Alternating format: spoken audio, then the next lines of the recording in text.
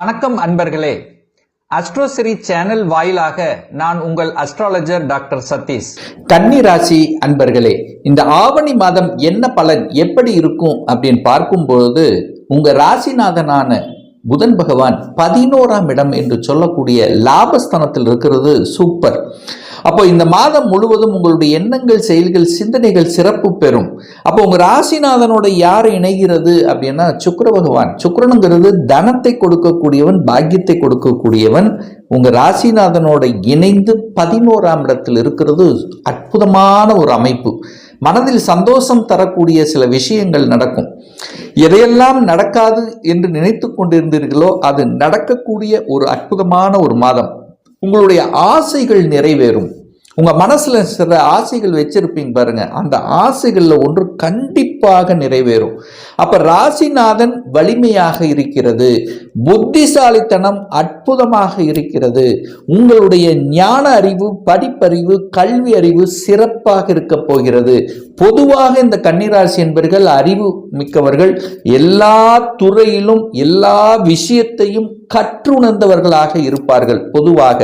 அப்போ இந்த மாதம் பார்த்தீங்கன்னா உங்களுடைய அறிவு மேன்மை, எதை செய்யணும் எதை செய்யக்கூடாது, எப்படி பேசணும் எப்படி பேசினால் சக்சஸ், இது இத்தனை விதமான ஸ்ட்ராட்டஜிக் அம்சங்கள் இந்த மாதம் சூப்பராக இருக்க போகுது.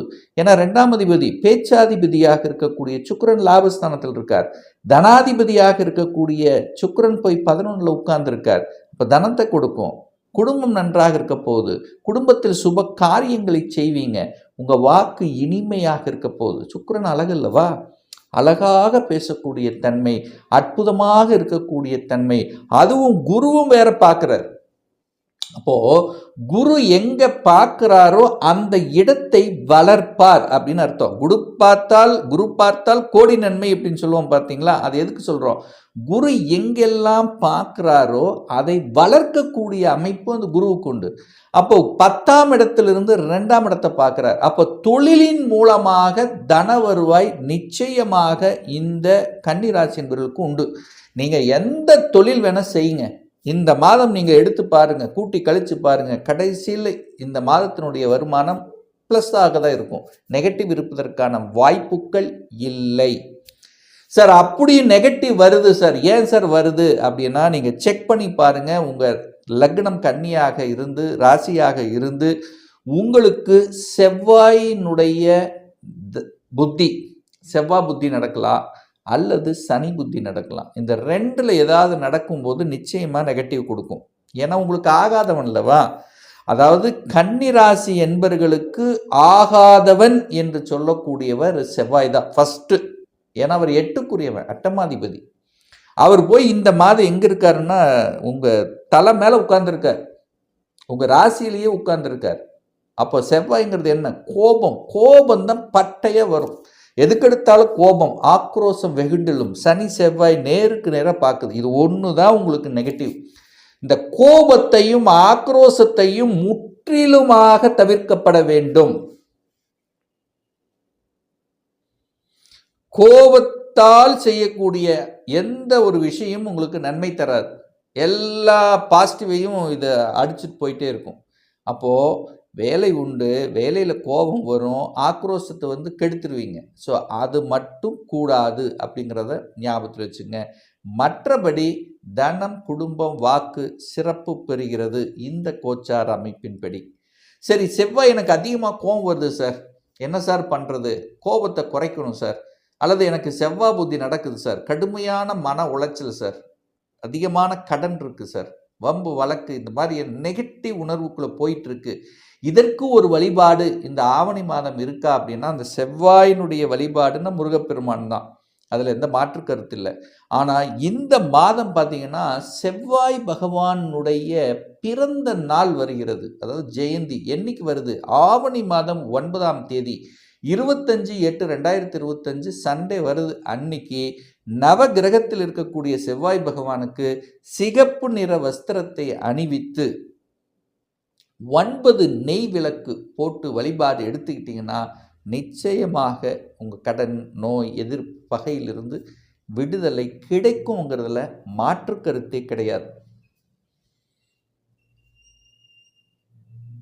சார் தனத்துக்கு எந்த பிரச்சனை இல்லை இந்த மாதம், பொருளாதார எது பிரச்சனை இல்லை, எனக்கு தனம் பொருளாதாரத்தில் எந்த குறைபாடும் வரக்கூடாது, எனக்கு ஒரு நல்ல பாக்கியம் வேணும் அப்படின்னு இருக்கக்கூடியவர்கள். ஏன்னா சுக்கிரன் தான் உங்களுக்கு 9க்குரியவன், அவன் போய் லாபத்தில் இருக்கான். அப்போ இந்த மாதம் நல்லதாக இருக்க போகுது, பாக்கியத்தில் எந்த குறையும் இருக்காது, அதில் எந்த மாற்று கருத்தும் இல்லை. 2ஆம் அதிபதி 9ஆம் அதிபதி உங்கள் ராசி அதிபதியோடு இணைந்து அது லாபஸ்தானத்தில் இருக்கும் பொழுது உங்களுக்கு லாபம், மனமகிழ்ச்சி, சந்தோஷத்துக்கு குறை இருக்காது. சார் எனக்கு கொடுக்கல, எனக்கு நிவர்த்தி ஆகலை சார், பணத்தில் பற்றாக்குறை இருக்குது சார், பணம் கொடுத்த பணம் ரிட்டர்ன் வரமாட்டேங்குது, பாக்கியத்தில் குறை இருக்குது, தகப்பனோட சண்டை சச்சரவு இருக்குது, பூர்வீகத்தில் என்னால் சரியாக இருக்க முடியல. ஸோ இந்த மாதிரி இருக்கக்கூடியவர்களுக்கெல்லாம் இந்த மாத ஒரு வழிபாடு அப்படின்னா சுக்கிரன் வழிபாடு தான். சுக்கிரன் தான் உங்களுக்கு தனத்தை கொடுக்க போகிறான், சுக்கிரன் தான் உங்களுக்கு பாக்கியத்தை கொடுக்க போகிறான். அந்த சுக்கிரனுடைய வழிபாடு, நவ கிரகத்தில் இருக்கிற சுக்கிர பகவானை வழிபடணும். ஏன்னா சுக்கிர ஜெயந்தி வருகிறது. என்னைக்கு வருது?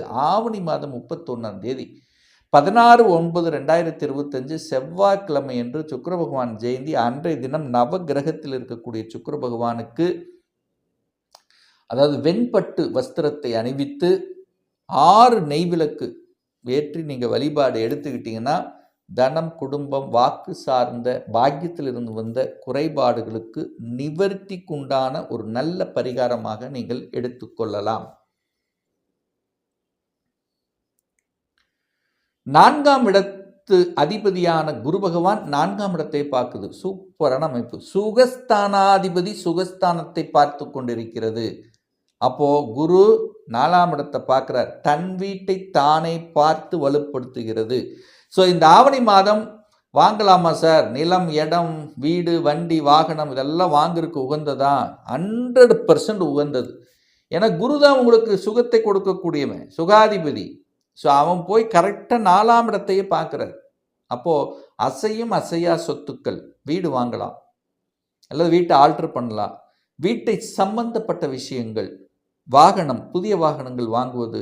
சார் இது வரைக்கும் 2 வீலர் தான் இருக்குது, 4 வீலர் வாங்கலாமா? இந்த ஆவணி மாதம் கண்டிப்பாக வாங்கலாம்.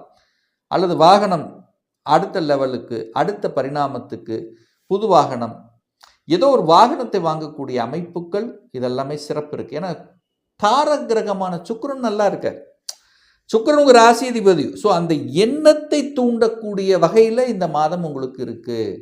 அப்போ இதுவரைக்கும் நடக்கலை அப்படின்னா நடக்க வைக்கக்கூடிய அமைப்பு இந்த காலகட்டம் இருக்குது. அப்போது திருமண வாய்ப்புகள் கைகூடும், அதில் எந்த மாற்று கருத்து இல்லை.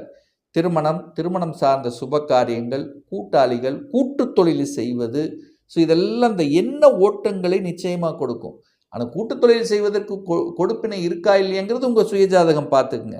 பட் கோச்சார ரீதியாக அந்த எண்ணத்தை தூண்டக்கூடிய அமைப்புங்கிறது இந்த மாதம் உங்களுக்கு சிறப்பு பெறுது.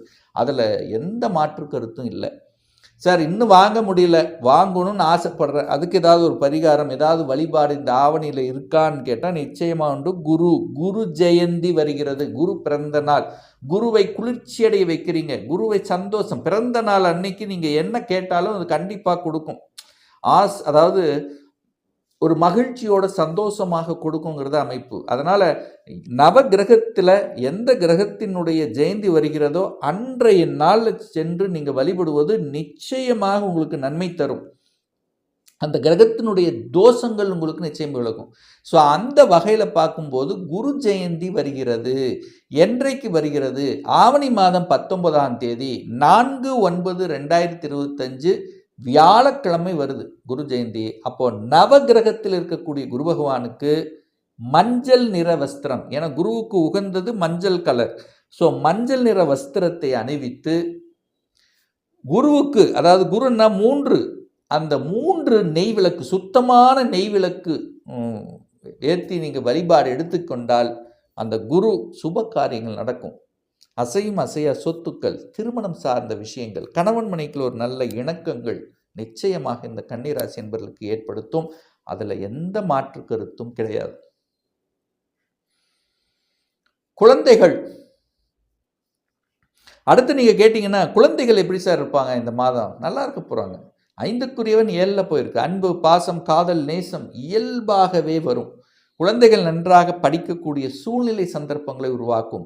குழந்தைகள் வெளிநாட்டில் போய் படிக்கக்கூடிய, ஹாஸ்டலில் தங்கி படிக்கக்கூடிய, உங்களை விட்டு கொஞ்சம் வெளியில் போயிருக்கக்கூடிய அத்தனை அம்சங்களும் சிறப்பு பெறுகிறது. இதில் எந்த மாற்று கருத்து இல்லை. குல தெய்வத்தின் அனுகிரகம் இந்த மாதம் உங்களுக்கு உண்டு. வேலை உண்டு சார். இந்த கன்னி ராசி என்பர்களுக்கு நிச்சயமாக வேலை இல்லாத, வேலையை தேடிக்கொண்டிருக்கின்ற, நிறைய இன்டர்வியூ அட்டன் பண்ணிட்டு அதுக்கு ரிசல்ட் கிடைக்காத இந்த கன்னி ராசி என்பர்களுக்கு நிச்சயமாக வேலை உண்டு அப்படிங்கிறத எடுத்துக்கலாம். எப்படி எடுத்துக்கலாம்? குரு 10ஆம் இடத்திலிருந்து தனது 9ஆம் பாக்கிய பார்வையாக 6ஆம் இடத்தை பார்த்து வலுப்படுத்துகிறது. அப்போ 6ஆம் இடம் என்பது வேலை.